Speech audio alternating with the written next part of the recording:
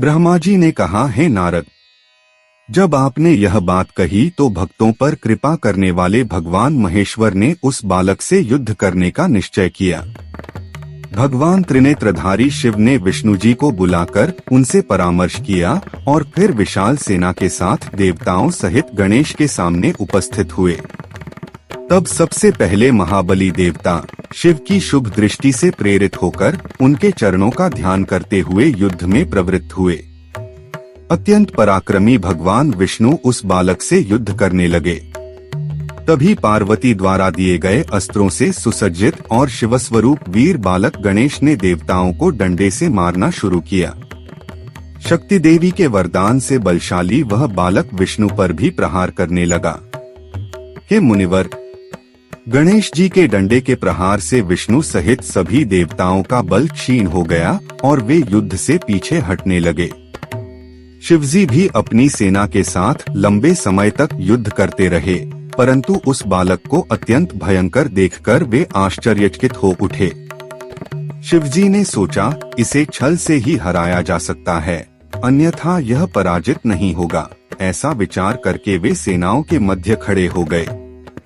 उस समय निर्गुण और सगुण दोनों रूपों में प्रकट भगवान शंकर और विष्णु को युद्ध भूमि में उपस्थित देखकर सभी देवता और शिवगण अत्यंत प्रसन्न हुए और आपस में मिलकर उल्लासपूर्वक उत्सव मनाने लगे। फिर महाशक्ति के पुत्र वीर गणेश ने अपनी वीरता दिखाते हुए सबसे पहले अपने डंडे से सबको सुख देने वाले विष्णु जी का पूजन किया, अर्थात उन पर प्रहार किया। विष्णु ने शिवजी से कहा, यह बालक अत्यंत तामसी स्वभाव वाला और युद्ध में अजेय है। छल के बिना इसका वध संभव नहीं है। इसलिए हे प्रभु, मैं इसे मोहित करता हूँ और आप इसका वध कीजिए। इस प्रकार विचार करके शिव से मंत्रणा कर तथा उनकी आज्ञा पाकर विष्णु गणेश को मोहित करने के प्रयास में लग गए। हे मुनि, विष्णु को ऐसा करते देखकर दोनों शक्तियों ने अपनी अपनी शक्ति गणेश को समर्पित कर वहीं विलीन हो गईं। उन दोनों शक्तियों के लीन हो जाने पर महाबलशाली गणेश ने वहीं जहां विष्णु खड़े थे अपना परिघ फेंक दिया। विष्णु ने भक्त वत्सल अपने प्रभु महेश्वर का स्मरण करके यत्नपूर्वक उस परिघ की गति को निष्फल कर दिया। तब शिवजी उनके मुख की ओर देखते ही अत्यंत क्रोधित हो गए और युद्ध की इच्छा से अपना त्रिशूल लेकर वहां आ पहुँचे। वीर और महाबली शिवपुत्र गणेश ने अपने हाथ में त्रिशूल लेकर युद्ध करने को अग्रसर महेश्वर शिव को देखा। फिर अपनी माता के चरण कमलों का स्मरण कर और उनकी शक्ति से बल प्राप्त कर उस महावीर गणेश ने अपने परिघ से शिव के हाथ पर प्रहार किया। उस प्रहार से शिवजी के हाथ से त्रिशूल गिर पड़ा। यह देखकर लीला विलासी शिवजी ने अपना पिनाक नामक धनुष उठा लिया। गणेश ने अपने परिघ से उस धनुष को भी भूमि पर गिरा दिया और 5 प्रहारों से शिव के 5 हाथ घायल कर दिए।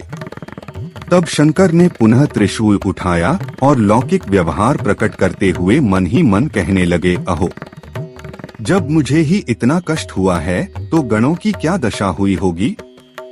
इसी बीच शक्ति देवी द्वारा प्रदान किए गए बल से परिपूर्ण वीर गणेश ने परिघ से देवताओं और गणों को मारा। उनके प्रहार से घायल होकर गण और देवता सब दिशाओं में भाग गए। उस अद्भुत पराक्रमी बालक गणेश के सामने कोई भी ठहर नहीं सका।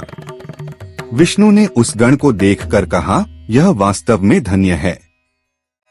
यह महाबलशाली, महावीर, महान शूरवीर और युद्धप्रिय योद्धा है। मैंने असंख्य देवता, दानव, दैत्य, यक्ष, गंधर्व और राक्षस देखे हैं, किंतु संपूर्ण तीनों लोकों में तेज, रूप, गुण और शौर्य में इसकी बराबरी कोई भी नहीं कर सकता। विष्णु ऐसा कह ही रहे थे कि शिवपुत्र गणेश ने अपना परिघ घुमाकर विष्णु पर फेंक दिया। तब विष्णु ने अपना चक्र धारण कर शिवजी के चरण कमलों का ध्यान करते हुए उस चक्र से गणेश के परिघ को टुकड़े टुकड़े कर दिया। गणेश ने उन टूटे हुए परिघ के टुकड़ों को उठाकर विष्णु पर प्रहार किया, किंतु उसी समय गरुड़ ने आकर उन्हें पकड़ लिया और प्रहार को व्यर्थ कर दिया।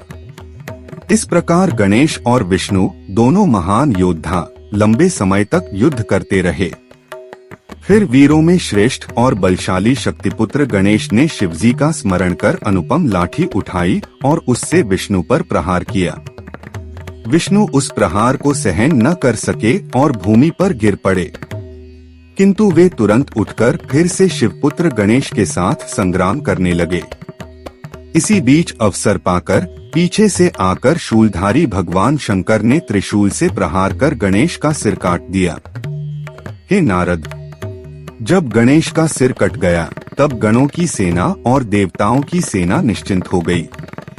उसके बाद आप नारद जी देवी के पास जाकर सब कुछ निवेदन करने लगे और कहा, हे गौरवती, ध्यान रखिए, इस समय आप अपना मान अभिमान मत छोड़े। हे नारद, ऐसा कहकर आप जो कलहप्रिय कहलाते हैं वहीं से अंतर्धान हो गए। आप विकार रहित हैं और शिवजी की इच्छा के अनुसार चलने वाले मुनि हैं।